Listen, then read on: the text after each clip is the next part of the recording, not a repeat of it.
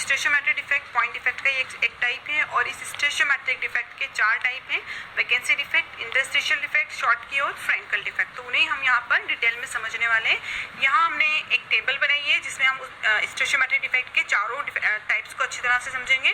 First column में यहाँ पर हम डिफेक्ट का नाम देखते हैं, सेकंड कॉलम में हम डेफिनेशन देखेंगे जिससे हमें क्लियर होगा एक्चुअल में टाइप डिफेक्ट का, थर्ड में यहाँ पर हम सॉलिड देखेंगे जिसमें वो डिफेक्ट एक्चुअली मिलते हैं, और फोर्थ कॉलम में हम यहाँ पर डेंसिटी पर पड़ने वाला इफेक्ट देखेंगे, और लास्ट कॉलम में हम स्ट्रक्चर देखकर अच्छे से समझेंगे कि एक्चुअल में वो स्टोइचियोमेट्रिक डिफेक्ट का कैसा टाइप है और किस तरह हमें समझ में आता है। तो हम स्टार्ट करते हैं अपने फर्स्ट टाइप से, वैकेंसी डिफेक्ट। वैकेंसी डिफेक्ट की अगर डेफिनेशन देखो तो when in a solid some of lattice sides are vacant, vacancy यानी वैकेंट हो जाता है क्या, लैटिस साइड, और लैटिस साइड पर एक्चुअल में क्या प्रेजेंट होते हैं, आप पहले भी देख कर आए हो कि क्रिस्टल की जो साइड होती है, जो लैटिस साइड होती है, उन पर एटम प्रेजेंट होते हैं। तो यानी कि कुछ लैटिस साइड यानी एटम की जो साइड है वो वैकेंट हो जाएंगी, एटम बाहर निकल जाएंगे, ये डेफिनेशन होती है।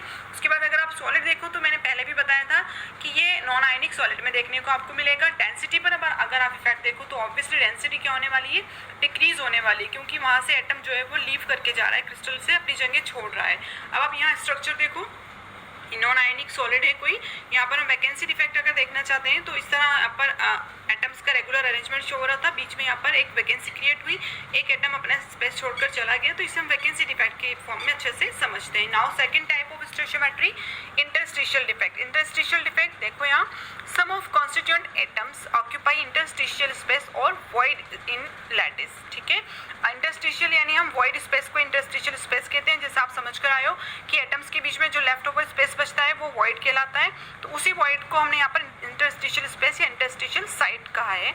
तो सम ऑफ कॉन्स्टिट्यूएंट एटम, अब यहाँ पर देखो जिस तरह वैकेंसी डिफेक्ट में एटम जो है वो पूरा क्रिस्टल छोड़कर ही जा रहे थे, यहाँ पर वो एटम अपनी जगह छोड़ेंगे बट क्रिस्टल में ही रहेंगे, और कौन सी जगह ऑक्यूपाई करेंगे, इंटरस्टिशियल स्पेस, या हम कहेंगे वॉइड साइड में आकर वो फिट हो जाएंगे। नाउ ये देखो, ये भी हमें नॉन आयनिक सॉलिड में देखने को मिलता है।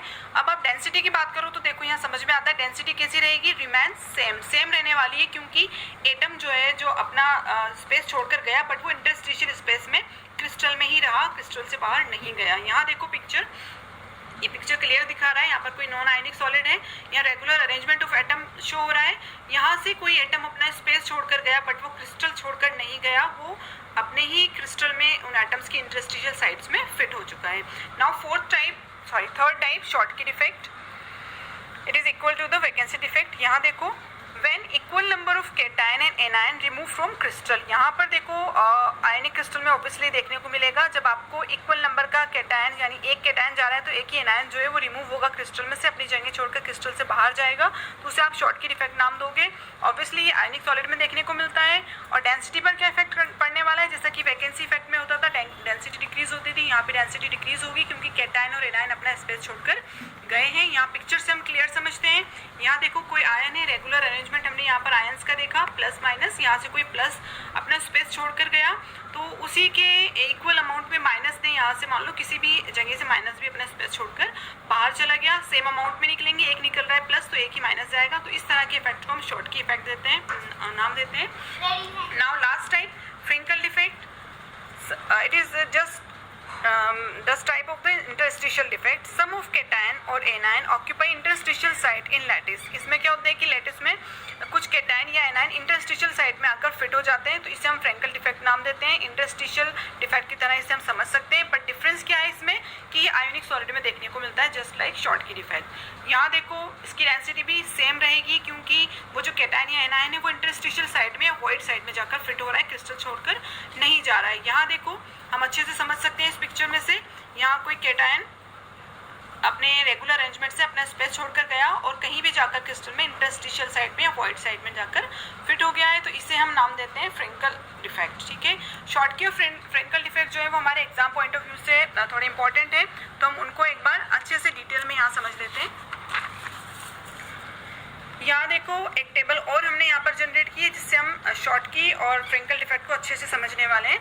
यहाँ देखो हमने 3 कॉलम यहाँ पर लिए हैं, जैसे कि पहली कंडीशन हमारी है साइज ऑफ कैटायन और एनायन। तो शॉर्ट की डिफेक्ट में अगर हम साइज ऑफ कैटायन और एनायन की बात करें तो कंपैरेबल होता है, यानी कैटायन का साइज और एनायन का साइज ऑलमोस्ट सेम होता है शॉर्ट की डिफेक्ट में। और फ्रिंकल डिफेक्ट में अगर आप देखोगे तो एनायन का जो साइज है too much greater than the cation size. Cation के कंपेयर में अगर एनायन का साइज ज़्यादा है किसी आयोनिक क्रिस्टल में, तो उसमें फ्रेंकल डिफेक्ट होने की पॉसिबिलिटी ज़्यादा होगी as compare to Schottky defect. अब यहाँ देखो सेकंड कंडीशन अगर हम देखते हैं इन दोनों को समझने के लिए, तो वो है कोऑर्डिनेशन नंबर की।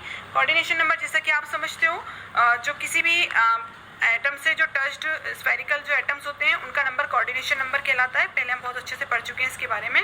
तो जैसा कि आपने देखा कोऑर्डिनेशन नंबर अगर हम समझना चाहें शॉर्टकी डिफेक्ट में, तो आपने देखा था शॉर्टकी डिफेक्ट में साइज ऑफ कैटायन जो है वो और साइज ऑफ एनायन के लगभग बराबर होता है। तो size of anion obviously anion का साइज बड़ा होता है, तो कैटायन का साइज भी बड़ा होने वाला है। तो उससे कोऑर्डिनेशन नंबर पर क्या इफेक्ट पड़ता है, देखो यहाँ मान लो हमने बड़े साइज का कैटायन लिया है। कोऑर्डिनेशन नंबर यानी इससे जस्ट टच्ड अबाउट जो एनायंस है जिन्होंने इसको घेरा हुआ है, हम उनका नंबर देखेंगे तो देखो ये कैटायन बड़ा होने की वजह से ये अपनी ज़्यादा सरफेस अवेलेबल कराएगा एनायंस को स्टिक होने के लिए। तो एनायन यहाँ पर ज़्यादा अमाउंट में आकर इससे स्टिक होंगे, इसके पास ज़्यादा एनायन इकट्ठे होंगे, तो इसकी कोऑर्डिनेशन नंबर जो है वो हायर होने वाली है। तो वही चीज़ हम यहाँ देखते हैं कि शॉर्टकी डिफेक्ट में कोऑर्डिनेशन नंबर हायर होता है। और अगर आप बात करो फ्रेंकल डिफेक्ट की, तो फ्रेंकल डिफेक्ट में आपने देखा था कि एनायन का साइज बहुत छोटा होता है कैटायन के कंपेयर में,